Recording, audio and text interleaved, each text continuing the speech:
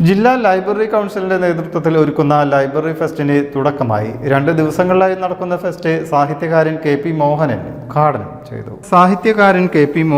Fest ഉദ്ഘാടനം ചെയ്തു.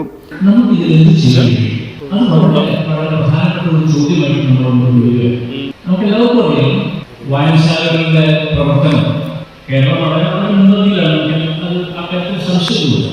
നമ്മൾ കൃത്യമായിട്ടൊരു ഫണ്ടിങ് ലൈബ്രറി പ്രസ്ഥാനത്തിന് വേണ്ടി നമ്മുടെ ഗവൺമെന്റ് നീക്കിവെക്കുന്നുണ്ട്. വീട്ടിലിരിക്കുമ്പോൾ ബന്ധപ്പെട്ട് നമ്മൾ കിട്ടുന്ന നികുതിയുടെ ഭാഗമായി കിട്ടുന്ന സ്ട്രെസ്സിന്റെ ഒരു വലിയ പങ്ക് ഗ്രന്ഥശാലയുടെ പ്രവർത്തനത്തിന് വേണ്ടി ലൈബ്രറി കൗൺസിലിന്റെ പ്രവർത്തനത്തിന് വേണ്ടി മാറ്റിവെക്കുന്നു. ലൈബ്രറി കൗൺസിലിന്റെ പ്രവർത്തനങ്ങൾക്ക് വേണ്ടി മാറ്റിവെക്കുന്ന തുകയുടെ ഒരംശം താഴേക്ക് പ്രത്യേകിച്ച് തിരിഞ്ഞിറങ്ങി നമ്മൾ ഒരു ലൈബ്രറിയിൽ നിന്നാണ് നടത്തുന്നത്.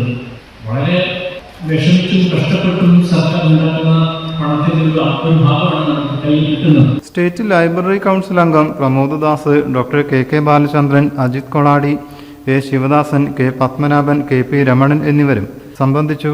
സെമിനാർ, പുസ്തക ചർച്ച, എഴുത്തുകാരുടെ ഓപ്പൺ ഫോറം, ലൈബ്രറി പ്രവർത്തനങ്ങൾക്ക് ആദരം, വിവിധ കലാപരിപാടികൾ എന്നിവ അരങ്ങേറി.